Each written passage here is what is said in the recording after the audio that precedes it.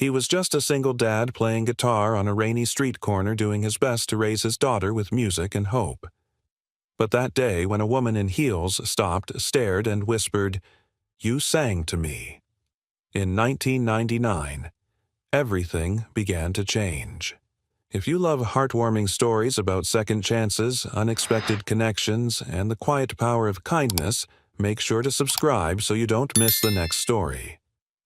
Now, let's begin. Single dad played guitar on the street.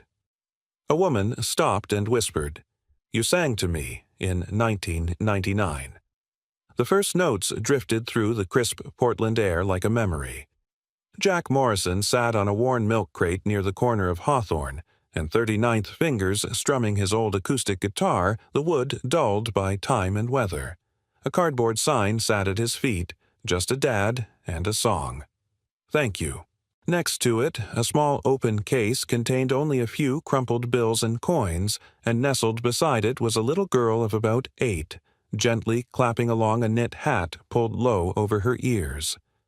Jack's voice rose slowly deeply, a sound that didn't beg for attention but commanded it anyway. He sang Fields of Gold, and though 1,000 people passed him each day without so much as a glance, today was different. From across the street, Evelyn Hartman stopped mid-step, nearly spilling her latte. Her breath caught. That voice, it was impossible. But it was him. Or at least, it was that voice. She turned sharply and crossed the street, her heels tapping like tiny echoes from the past. Jack didn't look up. He rarely did. He kept playing, watching the rhythm of Lila's little hands, pretending it didn't matter that most passers-by didn't notice him. Pretending he hadn't once dreamed of concert halls and spotlight stages. Evelyn stood still right in front of him, eyes wide, lips parted. People moved around her like water around stone. Jack reached the final chorus. His voice broke slightly on the line.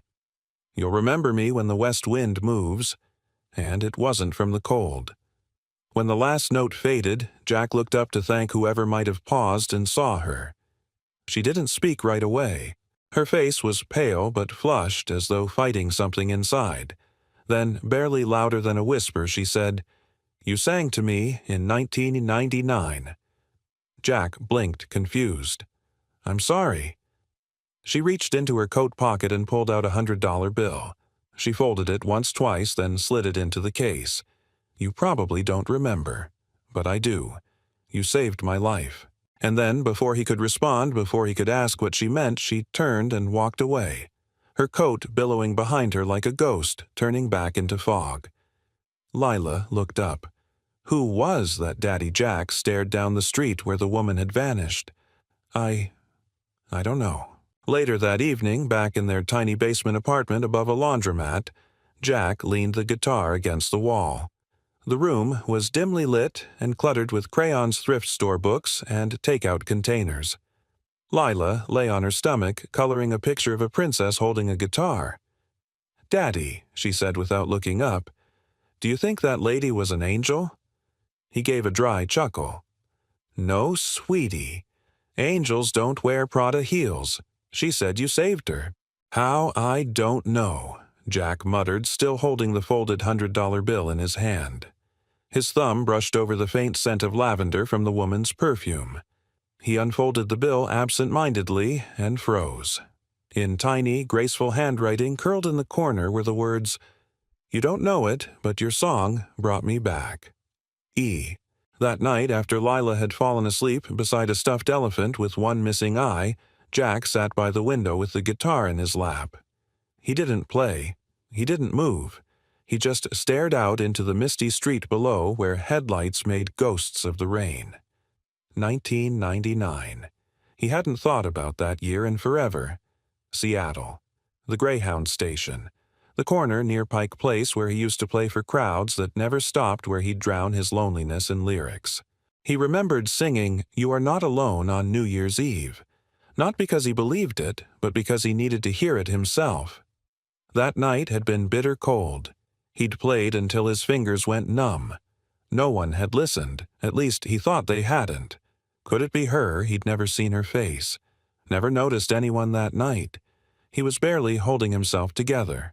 After losing his dad in a construction accident and then getting a letter that his then-girlfriend had moved on, music was the only thing left. Jack sighed, pressing his palm flat over the guitar's worn body like an old friend. What were the odds? People didn't come back after 25 years to say thank you, unless they'd never forgotten. The next morning, Jack returned to his spot on Hawthorne a little earlier than usual. His fingers trembled slightly as he tuned the guitar. He kept scanning the crowd, not even sure who he was looking for. Her coat had been tan, her hair dark and pulled back. A face carved from memory, if memory had sculpted angels with tired eyes. Lila skipped beside him holding a warm muffin. "Play the song again, Daddy?" He strummed the opening chord to Fields of Gold again. As the notes rose once more into the morning light, Jack sang, not for the money, not for the crowd, but for the mystery, for the woman who remembered, and for a night long ago when he'd sung for himself and unknowingly kept someone else from stepping over the edge. And though he didn't know her name, Jack had a strange, unshakable feeling that the story between them hadn't ended. It had just begun. The cafe on the corner had just started brewing its first batches when Jack ducked inside, guitar slung over one shoulder and the smell of early rain clinging to his jacket. He rarely came in here, coffee cost more than he could justify, but this morning something pulled him out of routine. Maybe it was the folded bill in his pocket. Maybe it was the way her voice echoed in his head.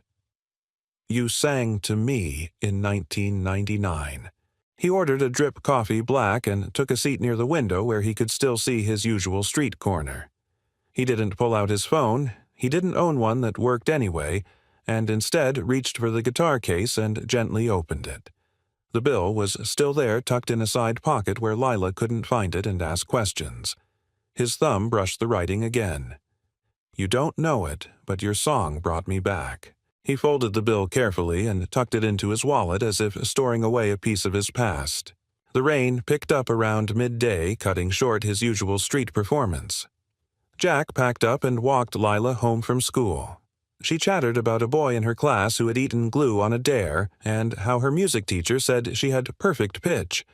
She beamed as she said it, skipping over Puddle's yellow backpack bouncing behind her. Jack smiled, but his thoughts were somewhere else. He hadn't thought about that night in decades, not really, and yet now it tugged at him like a melody he couldn't get out of his head. Once they got home and Lila settled in with her coloring books, Jack opened the old cedar box he kept beneath the bed.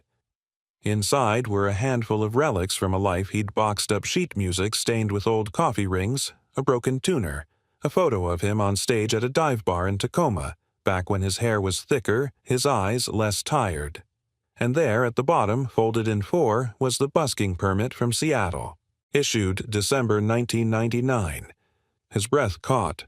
Back then, Jack had just turned 20.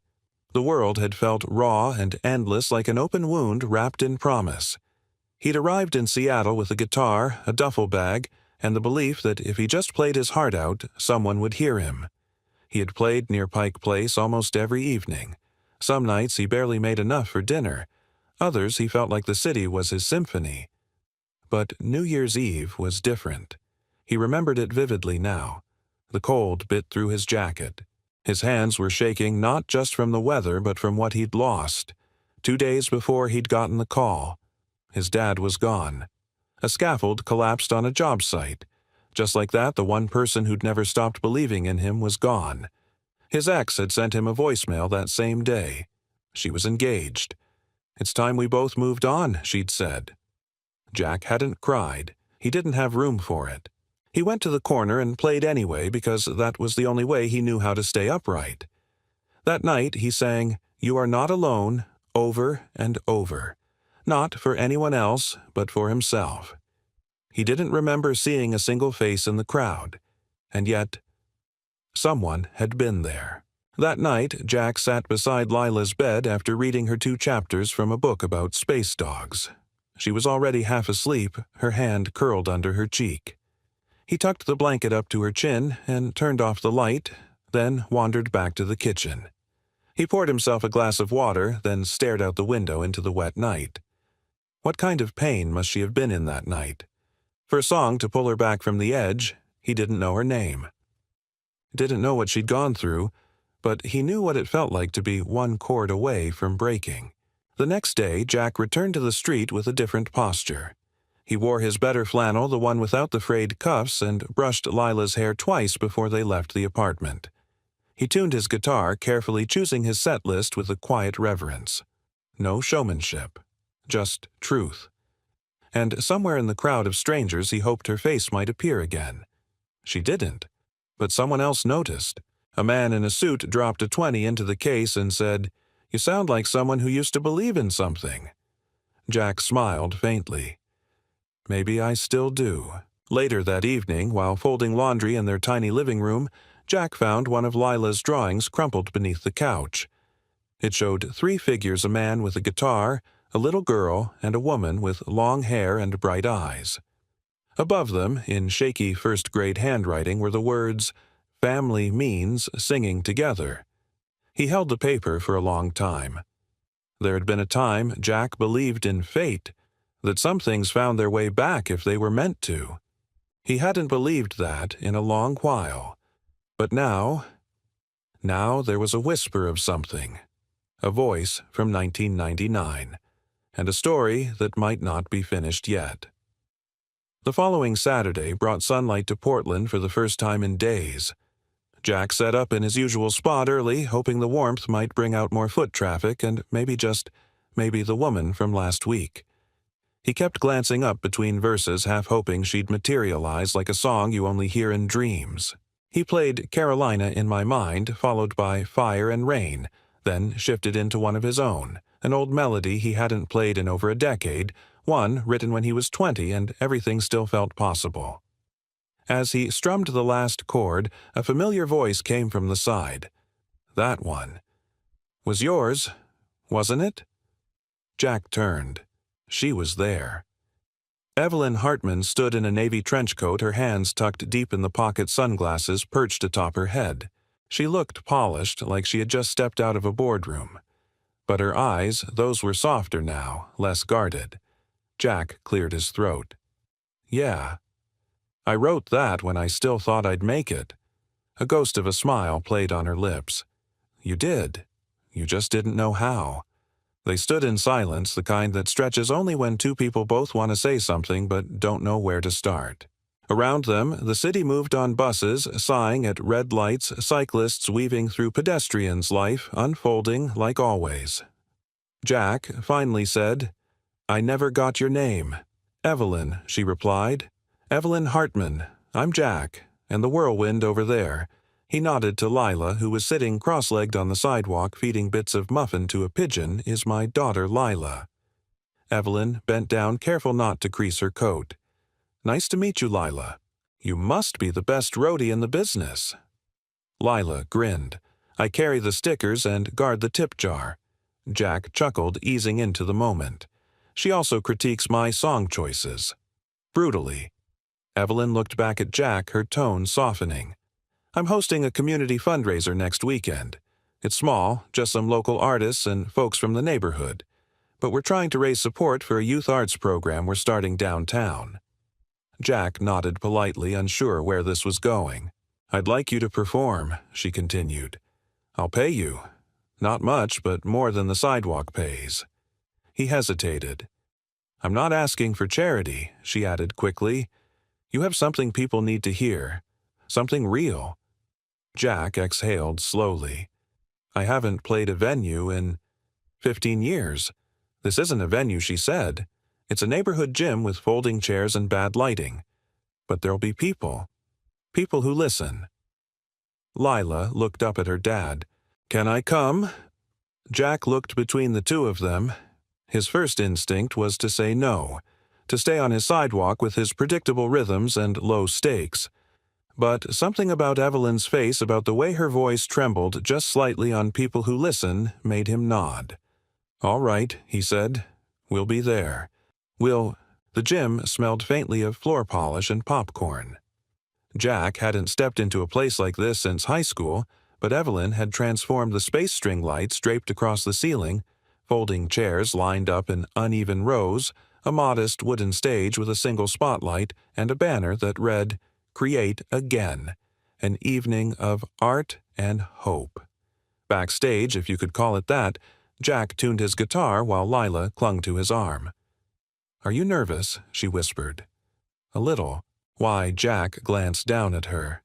"Because sometimes, when you've been quiet too long, it's scary to let people hear you again." She nodded solemnly and hugged him. "You sound best when you sing for just one person. Maybe tonight just pretend there's only one." He smiled, tousled her hair. "That's the best advice I've ever gotten." When it was his turn, Jack stepped onto the stage heart, thudding in his chest. The lights blinded him briefly, but then he saw her Evelyn standing near the back arms, crossed face unreadable. He took a deep breath and began. First, Sweet Baby James, then Angel from Montgomery. His fingers moved with memory. His voice wove through the air, steady and low, and the room grew still. Then, without meaning to, he began a song he hadn't sung since the night his world cracked open. "You Are Not Alone." He didn't announce it, just let the chords spill out raw and reverent. He sang slower than usual, as if savoring each word, his voice gravel-soft and full of ache. And near the end, his eyes found Evelyn's. She wasn't just listening. She was crying. After the show, he found her standing by the water cooler, dabbing her eyes with a tissue. "You sang that song," she said almost accusingly. Jack nodded. "I did. That was the one. I thought it might be." Silence. Then Evelyn took a step closer. "I didn't come tonight because I organized it. I came because I wanted to see if it still felt the same, if you still felt the same." Jack met her gaze, and she looked away for a moment, then back. It felt like someone opened a door I thought had been locked forever. Jack looked down, absorbing her words. "Thank you for singing it again," she added. "Thank you for remembering." On the way home, Lila leaned against his arm in the back seat of Evelyn's car. She had insisted on giving them a ride. "Did you see all the people listening?" she murmured. "Yeah," Jack replied. "I saw them, but I only sang for one." He smiled in the darkness. So did Evelyn, quietly at the wheel. Somehow, without quite realizing it, they were no longer strangers. They were part of the same unfinished song. Jack couldn't sleep. It was past midnight, and the apartment was still except for the low hum of the old fridge. Lila had drifted off hours ago, curled around her stuffed elephant like a lighthouse, keeping him from sinking too deep into thought. But his mind, his heart was restless. He sat at the kitchen table with a cup of chamomile tea he'd long since stopped sipping, staring at the flyer from the fundraiser still crumpled in his coat pocket. Create again. The phrase rattled around inside him like a wind chime during a storm. Her face had haunted him ever since that night. Not just her eyes, red-rimmed and shimmering in the dim gym light, but the truth behind them. There was something Evelyn wasn't saying, and he didn't want to push. But it was there, tangled up in her silence, and in the way she'd cried during that song, the song from 1999. He hadn't even meant to sing it. His hands had moved on their own, his voice rising as if some piece of himself long buried had reached for the surface at just the right moment. Now it wouldn't go back under. 2 days later, a thick envelope appeared in Jack's guitar case after a set on the corner. He found it after Lila had already started counting their change. "Daddy, there's no name," she said, eyes wide. "Just this." Inside was a handwritten note on linen stationery. "I didn't know how to tell you before, but I think you deserve to know. I'm ready now. E." Below the note was a folded piece of paper, a flyer from the University of Washington, dated December 31st, 1999. On it, circled in blue ink, was a single-event New Year's Eve candlelight vigil for survivors of loss, 9 p.m., Red Square. Jack turned it over. Scribbled in the corner was, "I was on my way to end it, but your voice stopped me." He wasn't sure what made him call. But that night, with Lila asleep and his guitar untouched for the first time in days, Jack picked up the community center flyer and dialed the number scribbled in the corner. "Hello." Her voice was calm, but not casual. It held that same vulnerable poise he'd noticed the first time they met. "Evelyn, it's Jack." A pause. "Then I was hoping you'd call. I got your note. I'm sorry it took me so long," she said. "I've practiced telling the story 100 times, but it never sounded right until now." "You don't have to tell me." "I want to," she said softly. "Could we meet somewhere quiet?" The old library near Laurelhurst Park was Evelyn's suggestion. They met at a bench tucked in the reading garden where the scent of rain still lingered on the stones. Evelyn wore a forest green coat and no makeup. She looked younger somehow, or maybe just more real. Jack didn't speak first. He waited. "I was 19, she began. A freshman, smart, driven, terrified of failure. My mom had passed from ovarian cancer 3 months before. I was unraveling, but I didn't show it. I smiled. I got good grades. I dated the right guy. She looked up at him. He left me on Christmas Eve. Said I was too heavy to carry anymore." Jack winced. Evelyn continued. "I didn't tell anyone. I packed up my coat, my mom's scarf, and walked out into the city on New Year's Eve. I didn't know where I was going. I just knew I didn't want to keep going." Jack swallowed, throat tight. "I ended up near the water. The park was almost empty. And then I heard it. A voice. Singing. Jack's heart beat louder with every word. You were standing near the fountain," she said. "I couldn't see your face. But the sound—" She broke off for a moment. It was like someone had reached across time and said, "Wait, just wait a little longer." He finally found his voice. "I had no idea." She nodded. "Of course you didn't. I didn't leave a note. I didn't cry.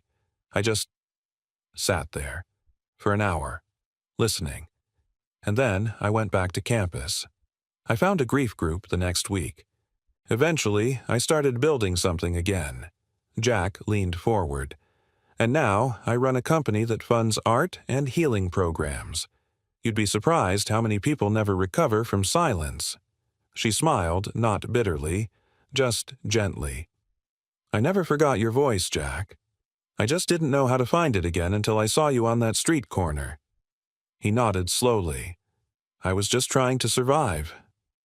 "You were doing more than that," Evelyn said. "You were giving people something to hold on to. They sat in silence, the kind that didn't ask for more words.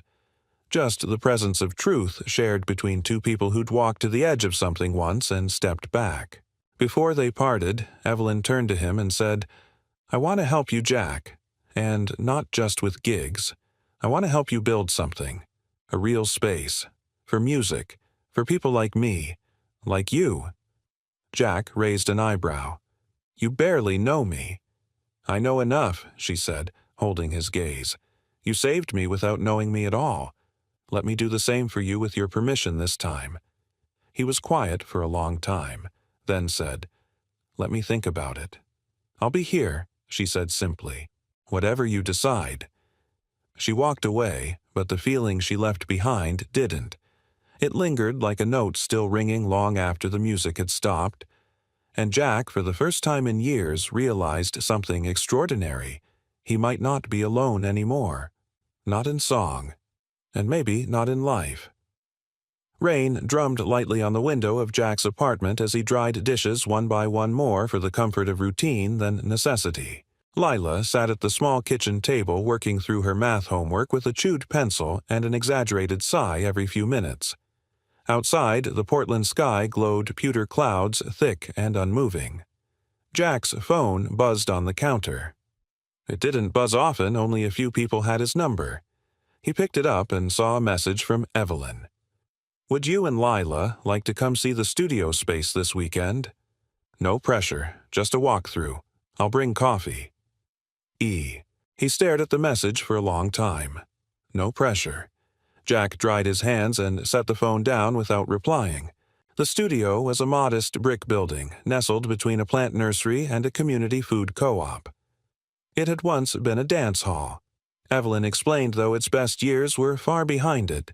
Peeling paint, dust-choked corners, old fixtures that hummed with history. Still, something about the place felt awake. Jack walked the perimeter slowly, guitar case in hand, while Lila darted from room to room like a bee in spring. "This place smells like old music," she said. Evelyn smiled. "That's probably the ghosts of 1970s wedding bands." Jack stood near the stage, a shallow platform with creaking floorboards and tangled cords. He could almost hear echoes of drums' laughter, maybe even heartbreak. "I want to turn this into something real," Evelyn said beside him. "A performance space. But not just that. A teaching hub. A recording room. A place where people like you, people who've carried music through hardship, can pass it on." Jack raised an eyebrow. "People like me?" Evelyn tilted her head. "You play music that makes people stop. You survived life without giving up your voice. That's not nothing." He looked around again. "I'm not a teacher. I don't know the first thing about running a place like this." "You know how to show up," she said. "You know how to listen. The rest we can figure out together." Jack shook his head slightly, unsure whether it was disbelief or caution taking over. "Evelyn, I appreciate what you're trying to do, but my life doesn't work like yours. I'm not offering a rescue," she said gently. "I'm offering a partnership." Silence stretched between them, filled only by the sound of Lila's feet thudding on the upstairs loft. "I can't afford to chase dreams," he said finally. "I'm not asking you to chase anything," she replied. "Just walk with it a while, see where it leads." Back at home, Jack spent the rest of the evening rearranging thoughts he didn't want to admit he was entertaining. What would it look like to have four walls and a roof that welcomed him not as a tenant, but as a musician again? Could he teach? Could he lead something? Could he trust that this offer wasn't just charity wrapped in idealism? Lila was unusually quiet at bedtime. "Are you mad at Evelyn?" she asked as he tucked her in. Jack sat on the edge of her bed. "No, sweetheart. Why would I be? You didn't smile when she talked about the music place." He sighed. "It's not that simple." "She makes you quiet," Lila said, "but not sad quiet. Thinking quiet." Jack chuckled. "You pick up on everything, don't you?" She nodded gravely. "Well," he said, brushing hair from her forehead, "I guess she makes me wonder if I stopped dreaming too soon." Layla yawned. "Dreams don't disappear. They just wait until you're brave again." The next afternoon, Evelyn came by the street corner while Jack was setting up. He didn't expect her, she hadn't messaged, but she came without ceremony holding 2 coffees and a pastry bag. "You looked like you could use fuel," she said. He took the cup gratefully. "You always show up with caffeine. It's my love language." They stood side by side in silence as he tuned his guitar. Then Evelyn said, "I know I came on strong yesterday." Jack shook his head. "You were honest. I respect that." But he glanced toward Lila, who was dancing slowly to a tune he hadn't started playing yet. "I've spent years making sure her life stayed safe, predictable. Taking a leap now, it feels selfish." Evelyn turned to him, serious. "What if it's the opposite?" Jack blinked. "What if showing her you can still dream, even after everything is the safest thing you could teach her?" That night, after Lila fell asleep, Jack pulled out his old notebook. The cover was frayed, the pages yellowed. Inside were lyrics he'd written in coffee shops, alleys, motel rooms, fragments of a life he never finished living. He flipped to a blank page and wrote. Not a song, not yet, but a list. "What I know, music matters, Lila believes in me. Evelyn isn't going away. What I don't know, if I'm ready, if I'm still enough, if I can risk opening the door." He stared at the last line. Then beneath it wrote, "What if I already have?" The next morning, Jack sent Evelyn a message. "I'll try. Not because I'm sure, but because I want to be." Her reply came only a minute later. "That's all I ever hoped for." And just like that, the corner of Jack's life that had been stuck in place began to shift. Not because someone gave him a stage, but because someone finally saw the stage that had always been there, hidden beneath dust, waiting to be lit. The first time Lila stood on a stage, it wasn't planned. It was a gray Saturday morning, the kind where Portland looked like it was wrapped in a damp wool blanket. Jack had brought her to the community center with the intention of helping Evelyn sort through audio cables and folding chairs. The renovation work on the studio hadn't started yet, but Evelyn had begun hosting small weekend workshops for neighborhood kids in the meantime, music, art, storytelling, whatever helped them make noise and feel heard. Jack thought he and Lila would just be background noise. He hadn't expected her to volunteer. "She's welcome to join," Evelyn had said, smiling down at Lila, who was tugging shyly on her dad's coat. Jack knelt beside his daughter. "Are you sure?" Lila gave a small nod. "If I sing, will you listen?" "Always," he said. The workshop was being led by a local music teacher named Jose, who strummed his ukulele and spoke to the kids like they were all future Grammy winners. Jack sat off to the side with a coffee, Evelyn beside him. Legs crossed clipboard, balanced on her knee, but her eyes rarely left the children. Then Jose clapped his hands and said, "Okay, anyone feel brave enough to share something?" Leela raised her hand before Jack could stop her. And then she stood. Jack's breath hitched.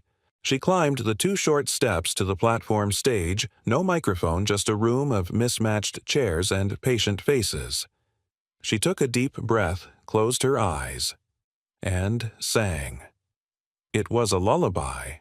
One Jack had sung to her countless times when she was little, when she was sick or scared of thunder, or just needed to hear her mother's memory echo in a melody.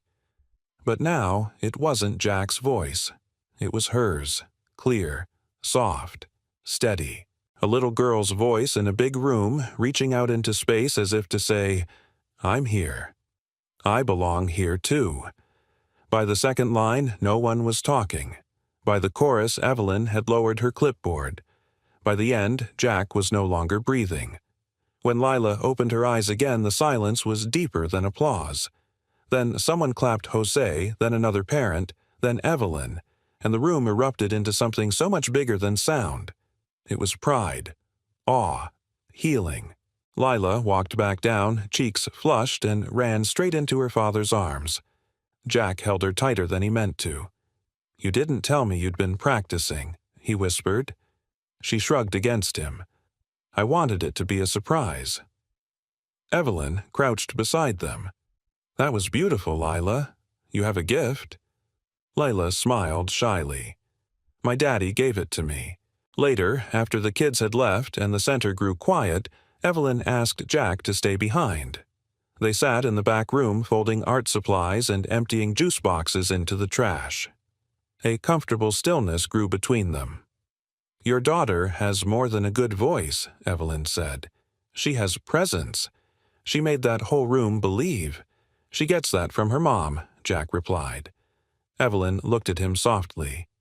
"She gets a lot from you, too." He sighed. "I've always tried to keep her safe. That was all I knew how to do. But now," he glanced toward the empty stage, "she wants to shine. I don't know how to help her with that." Evelyn smiled. Maybe helping her shine isn't about directing the light. Maybe it's just about not standing in the way. That night, as Jack tucked Lila into bed, she asked, "Did I do okay?" "You did more than okay," Jack said. "You sang from your heart. That's more than most adults ever manage." She blinked at him through the soft glow of her bedside lamp. "Do you think Mommy heard me?" Jack nodded, his throat thick. "I think she never stopped." Jack stood by the window long after Lila fell asleep, guitar slung over his shoulder, not playing, just holding it. He thought of that moment on stage, of the way Lila had sung the song he used to whisper through his own heartbreak. Somehow, in her hands, it had become something whole, something hopeful. She wasn't just his reason to keep going. She was starting to become her own reason. The following weekend, Evelyn invited Jack and Lila to dinner. It was the first time he'd ever been to her home, a modern townhome tucked near Mount Tabor, full of warm lighting open shelves with ceramic mugs and a grand piano near the window. It wasn't showy, it was thoughtful. Evelyn cooked herself rosemary chicken roasted vegetables, a chocolate tart that made Lila beam with a mouthful of sugar. After dinner, they sat on the floor with mugs of tea while Lila played quietly with Evelyn's golden retriever. "She reminds me of myself," Evelyn said, watching Lila. Jack glanced at her. "She's a little force of nature. No, I mean, the way she looks for light, even when it's hard." Jack said nothing. Then Evelyn turned to him and asked, "Do you ever regret it? Regret what, choosing the hard road? Letting go of music for a while?" He exhaled slow and deep. "Some days, yes. But then, I look at her, and I know every detour led me somewhere worth being." She nodded. "I've spent years building things, companies, teams, campaigns, but none of them ever looked at me the way your daughter looked at you today." Jack didn't reply right away. Then softly, "That look is all I ever needed." When they left Lila, asleep in Jack's arms, Evelyn stood at the door a moment longer than she had to. Jack looked back and said almost offhand, "Thanks for giving her that stage." Evelyn smiled. She took it. "I just turned on the light." As the door closed behind them, Jack felt something shift. Not just in the air, in his bones, in his future, in the realization that maybe he wasn't just raising a daughter anymore, he was beginning to raise hope. And it was learning how to sing. The days grew longer, the city shifting into a tentative spring. Pink blossoms clung to tree branches like shy promises, and the air tasted faintly of renewal. Jack found himself back at the community center most afternoons, helping paint walls, unpack donated instruments, and rearrange chairs that never stayed aligned. He and Evelyn had begun to move like two people on either side of something unsaid. The closeness was there, easy, warm, familiar, but underneath was a layer neither dared to name. Still, there were looks. Glances held a second too long. Conversations that danced along the edges of something more. But Jack was cautious. He'd lost too much by assuming too early. And Evelyn, she was still holding part of herself back. It was Jose who planted the first seed of truth. They were loading percussion kits into the back closet when he said, "She trusts you." Jack paused. Evelyn Jose nodded. "She doesn't let people in. Not since, well, not for as long as I've known her." Jack lifted a box of maracas. Because of what happened in college, Jose looked up surprised. "She told you," Jack shrugged. "Some of it." Jose leaned against the doorframe. "There's more. There always is." Jack waited. "She started this whole program after a young singer she mentored overdosed 2 years ago," Jose said quietly. "She blamed herself. Said if she'd checked in more, pushed harder, seen the signs, maybe the girl would still be here." Jack exhaled slowly. "That's a heavy thing to carry." "She carries it anyway," Jose said. "Buried in work. Buried in silence." Jack stared down at the floor. Silence. The thing they both knew too well. That evening, Jack sat alone in the nearly finished studio. The walls were painted a soft dusk blue, now the air filled with the faint scent of wood polish and potential. He strummed gently on his guitar, just enough to hear the notes echo across the empty room. Evelyn arrived without knocking, her coat dusted with cherry blossom petals. "You always play when no one's here," she said softly. Jack smiled. "Old habit. Music's easier without an audience." She walked in arms folded. "But what about when the audience is safe?" He looked up at her. "Are you?" That stopped her. "I don't know," she admitted, "but I want to be." She stepped closer, standing now just a few feet away. The overhead lights cast her face in soft shadows, and something about her posture had shifted, no longer poised, no longer polished. Just a woman standing in the truth of her uncertainty. "Why didn't you tell me about the girl?" Jack asked gently. Evelyn lowered her gaze. Because I didn't know if I could say it without breaking. He set the guitar aside. You don't have to be unbreakable. I'm supposed to be the one who holds everything together, she said, voice trembling. The fixer. The strong one. If I fall apart, what's left? Jack stood. What's left, he said quietly, is someone real. Someone human. Evelyn's eyes shimmered unshed tears blinking against lashes she didn't bother to hide. She was 17, she whispered. Brilliant. Stubborn. I saw so much of myself in her. But I missed the signs. I missed everything. She called me the night before, but I didn't pick up. Jack stepped closer. You've helped more people than you know, he said. And maybe that one loss. Maybe it broke you open enough to reach the rest of us. Evelyn met his gaze. That's what terrifies me. That the only way I'm any good is if I stay broken. He shook his head. No. You're good because you keep choosing to show up, even when it hurts. Silence stretched between them again, but this time it wasn't heavy. It wasn't empty. It was full of everything they didn't need to say. Later, Jack walked her to her car. The street was quiet lamps glowing in soft pools of amber. Evelyn paused with her hand on the door. Thank you, she said. For what? For not looking away. Jack's voice was gentle. I couldn't. I see you, Evelyn, even in your silence. She hesitated, then leaned forward and placed a soft, brief kiss on his cheek. It lingered longer than it should have. And then she slipped into the car, pulling away down the street like a melody just out of reach. At home, Jack found Lila asleep in his bed, the TV still flickering with an old cartoon on mute. He sat beside her and watched her breathe, her chest rising and falling in the steady rhythm of someone whose world still felt whole.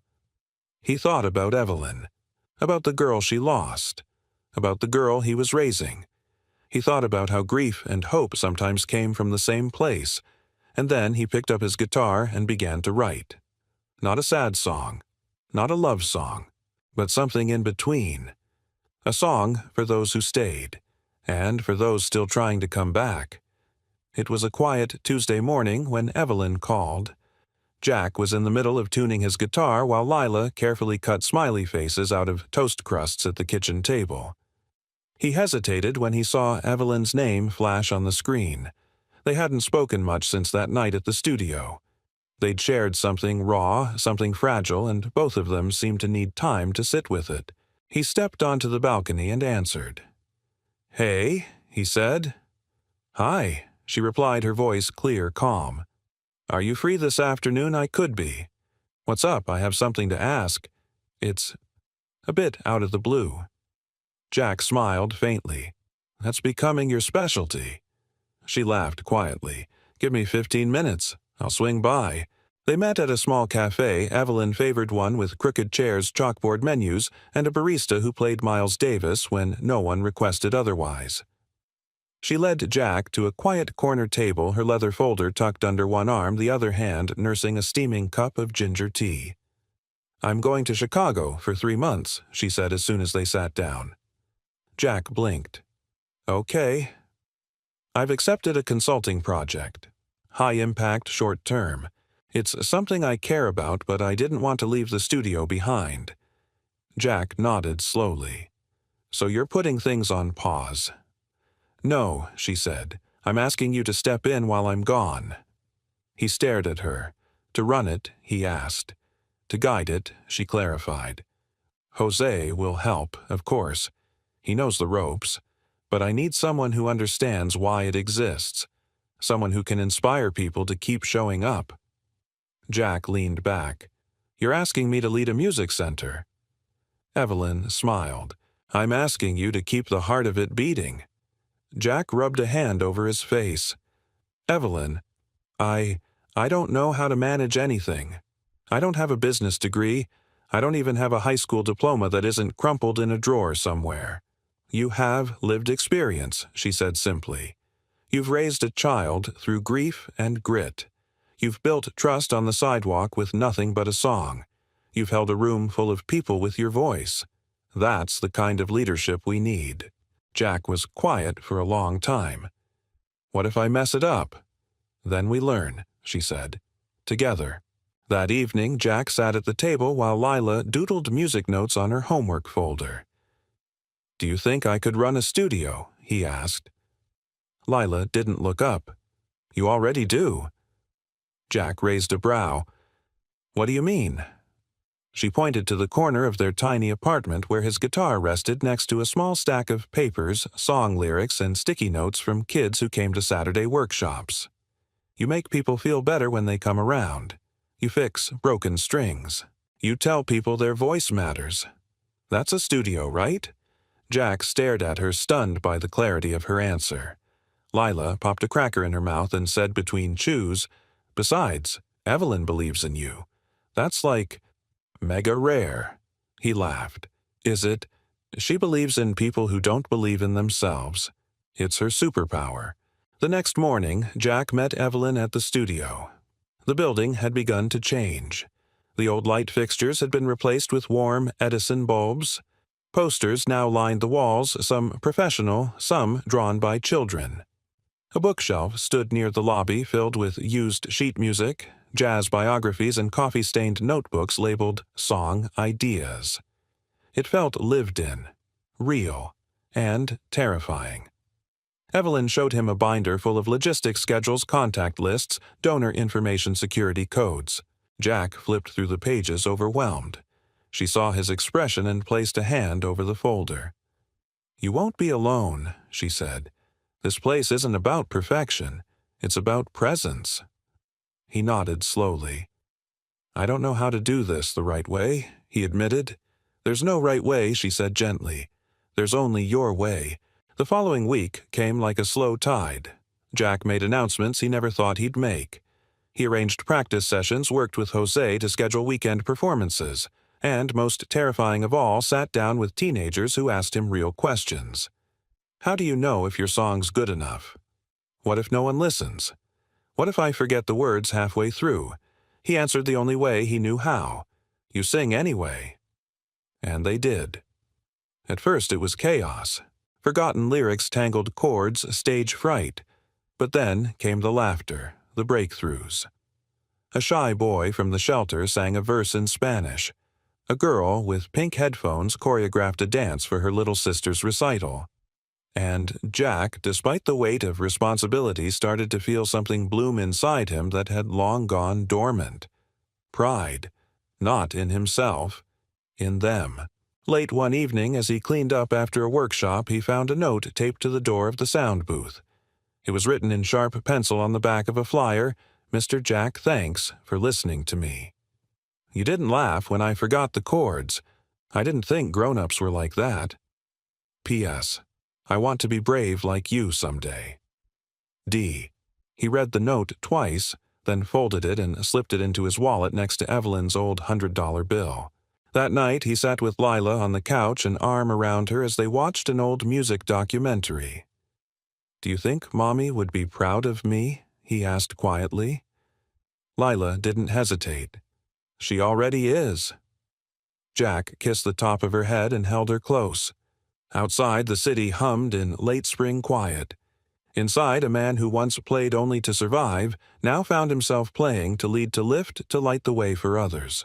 And though the studio was just a building old brick and faded wood, it had become something more.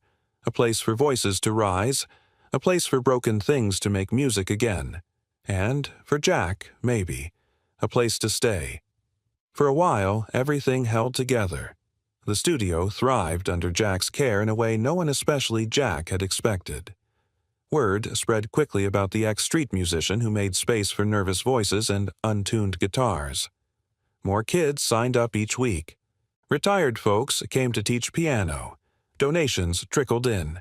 Lila began helping with Saturday groups, carefully tuning ukuleles with her tongue sticking out in concentration. And yet, beneath the surface of all that good, a quiet pressure built. Jack hadn't meant to overextend, but he was wearing too many hats: mentor, janitor, father, event planner, teacher. He hadn't written a song in weeks. He hadn't played for himself in longer than that. Evelyn's absence, though planned and logical, felt heavier with each passing day. He missed her, more than he thought he would. And the part that frightened him most was how naturally she'd filled a space in his life that he hadn't realized was still hollow. It started with a small moment, nothing explosive. Lila asked if Evelyn was coming back soon. She'd drawn a welcome home card with stick figures of the three of them holding hands beneath a banner that read, "We missed you."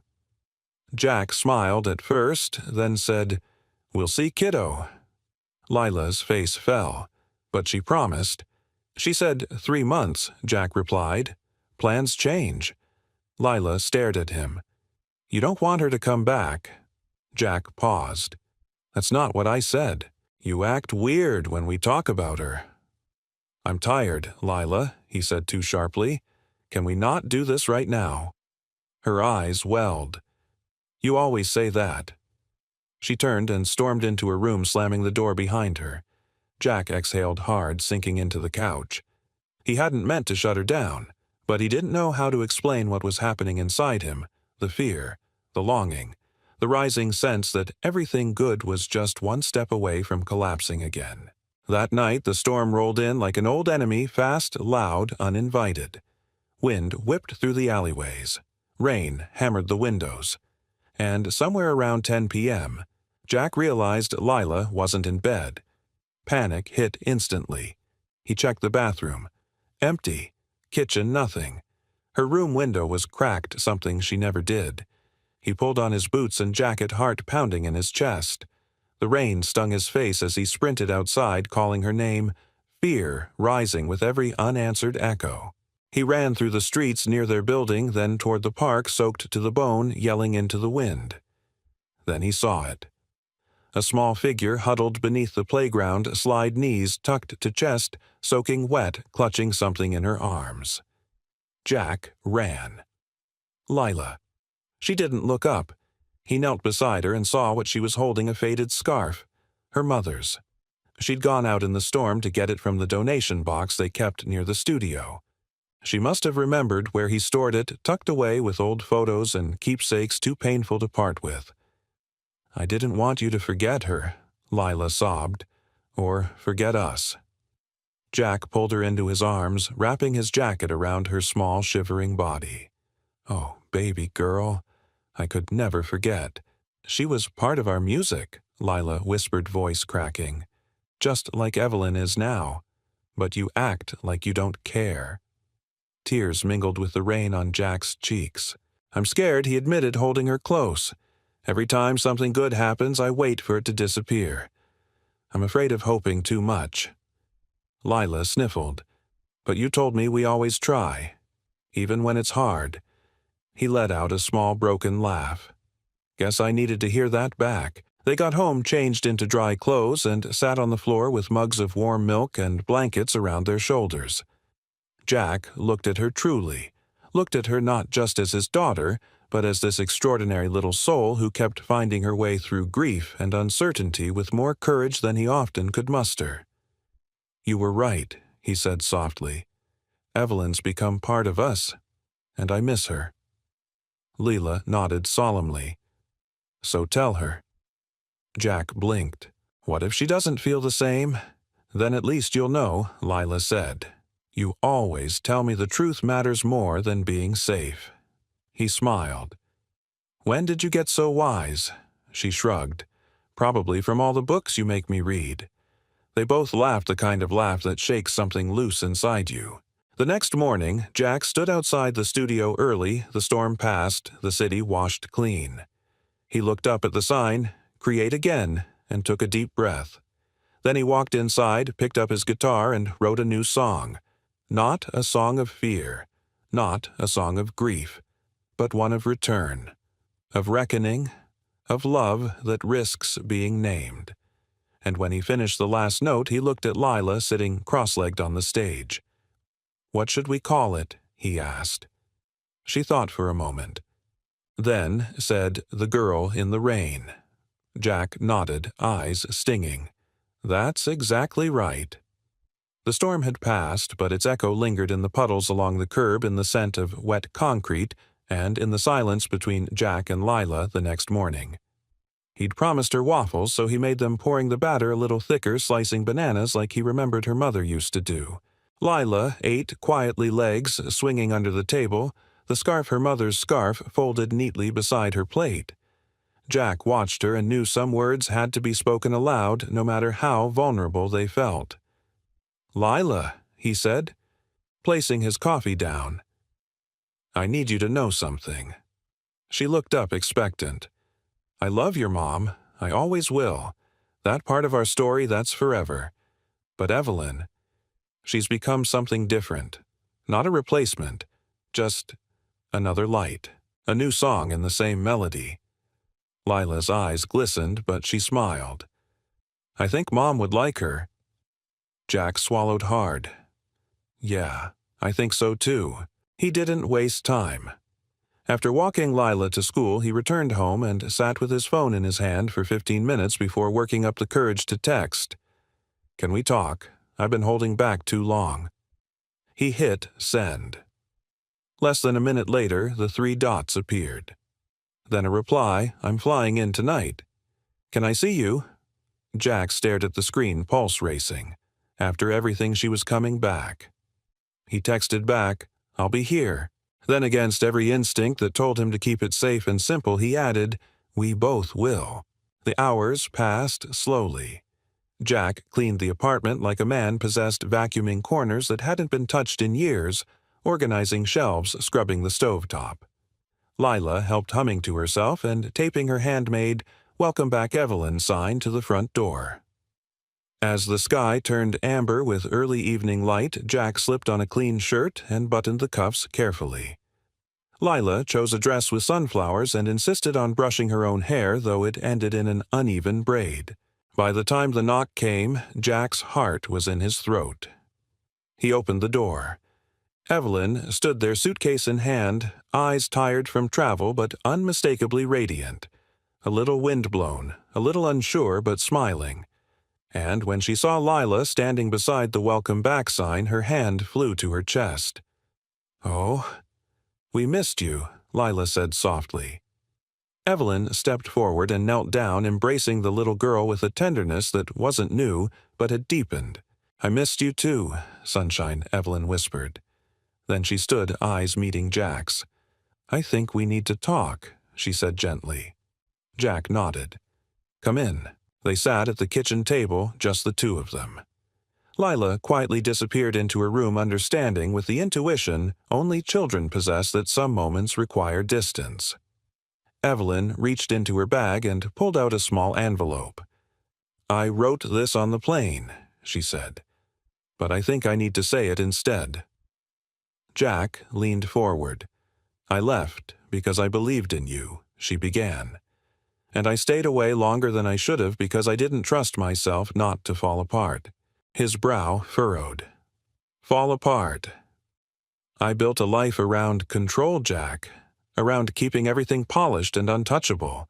You unraveled that without even trying, because you live so raw and true." Her voice wavered. It terrified me, but it also made me want to be brave.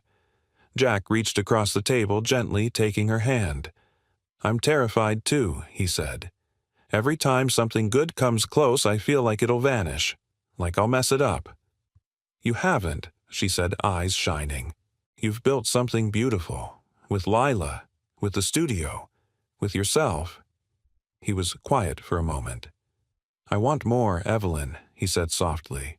"Not just the studio, not just late-night talks and weekend projects.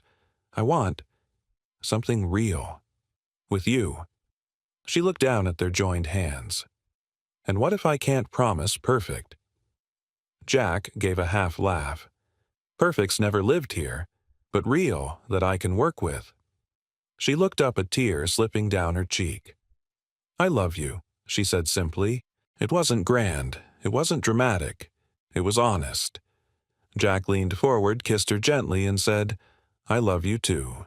They stepped out onto the balcony a few minutes later, where Lila sat reading by the glow of a lantern.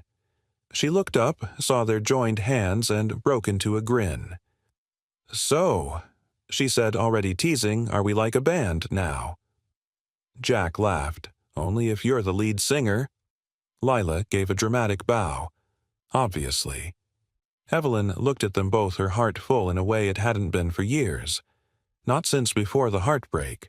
Not since before the silence. She had walked away from music, once walked away from the girl she'd been. But tonight, under a quiet Portland sky, beside the man who once sang her back to life and the little girl who held them both in her joy. She finally came home. Not to a place, but to a song she thought she'd lost. And this time it had 3 voices. The studio was humming with life. It had been Evelyn's idea, an open mic celebration to relaunch the space officially. But it felt less like an event and more like a homecoming. String lights crisscrossed the rafters, casting a golden warmth over the rows of mismatched chairs.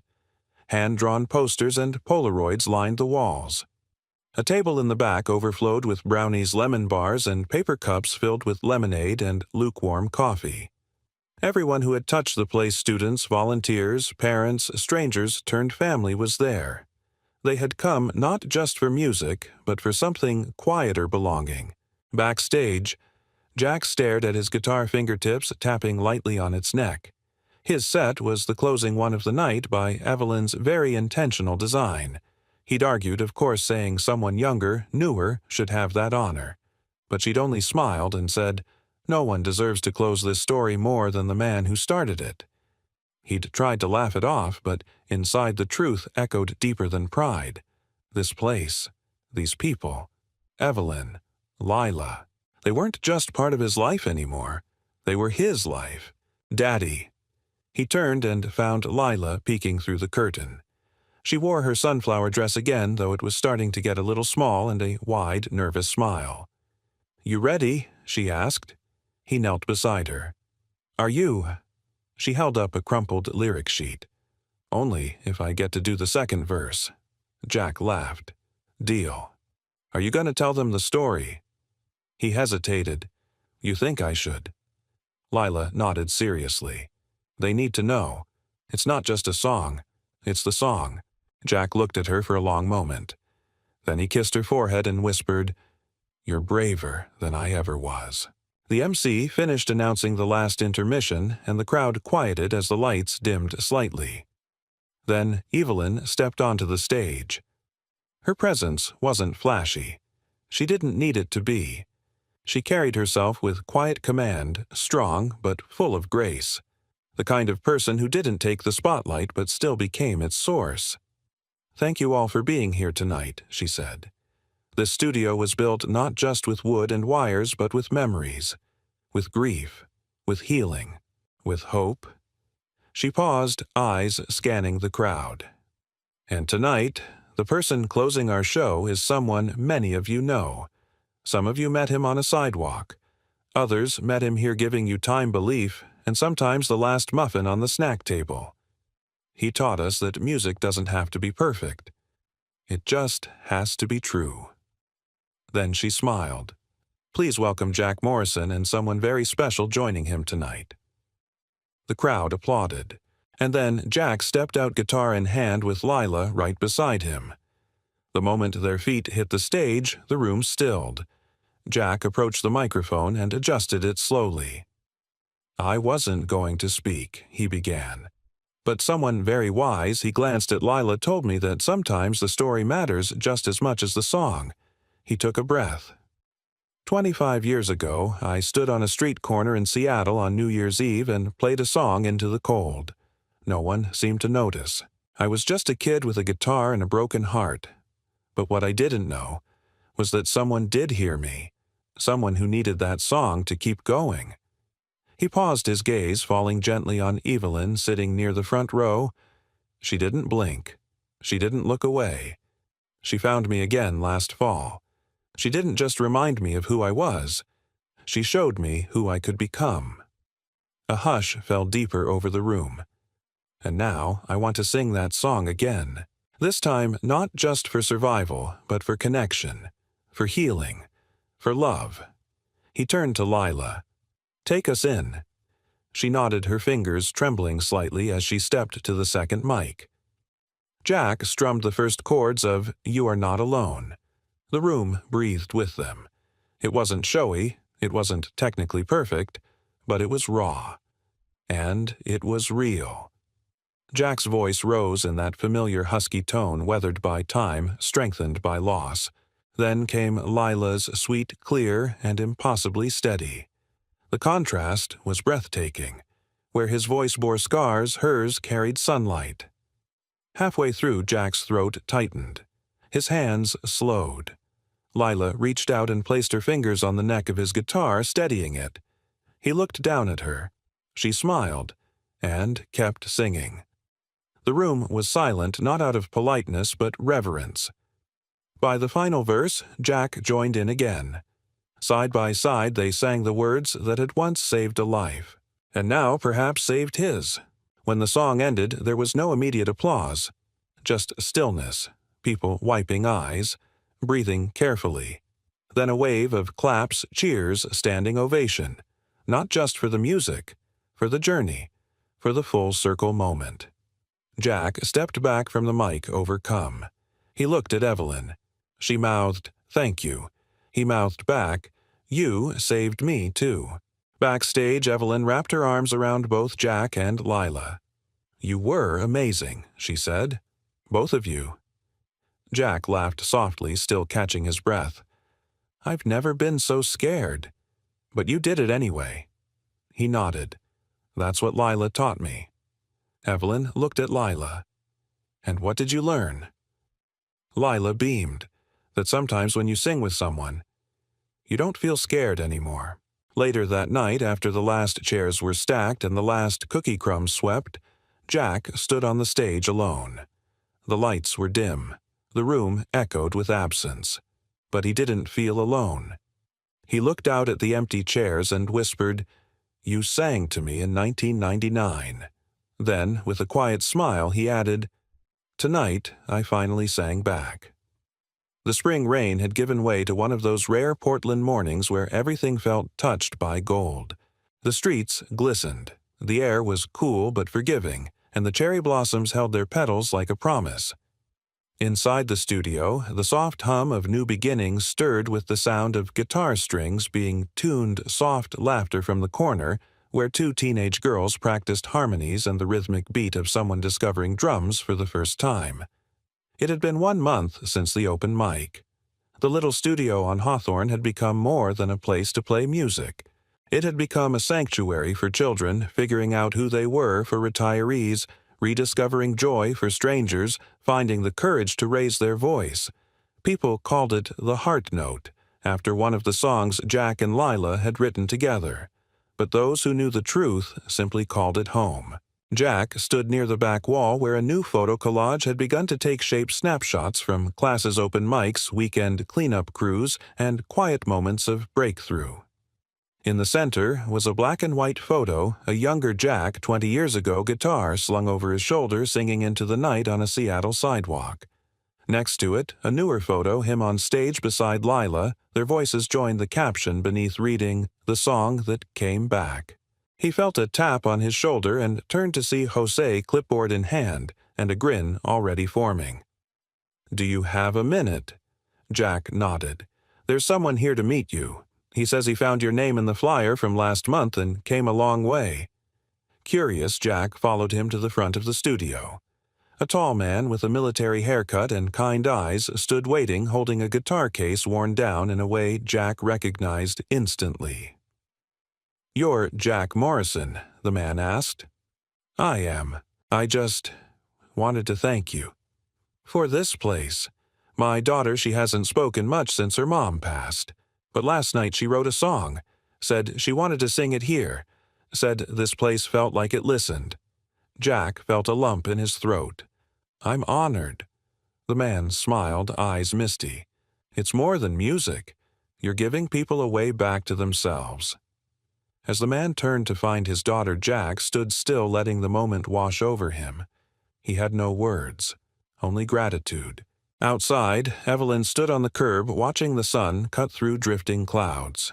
She wore jeans and a blazer, hair loose around her shoulders, her phone tucked away for once. Jack stepped out beside her, a to-go coffee in each hand. "I figured you'd need this," he said, handing her the one with the little cinnamon heart drawn on the lid. She smiled, took a sip, and sighed contentedly. You really do know me now. I'm a fast learner." They stood in companionable silence for a moment, watching people come and go through the studio doors. "How's the new project shaping up?" he asked. "Good," she said. "I'll fly out for 1 week next month. But after that," she turned to him, "I want to be here. Not just physically, I mean fully." He nodded slowly. "Me too." She looked at him for a long moment.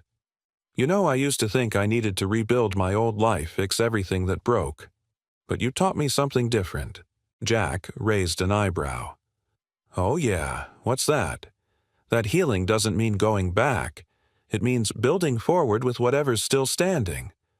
Jack looked down the street where Lila was skipping toward them with 2 cupcakes in hand, one slightly squished from the journey.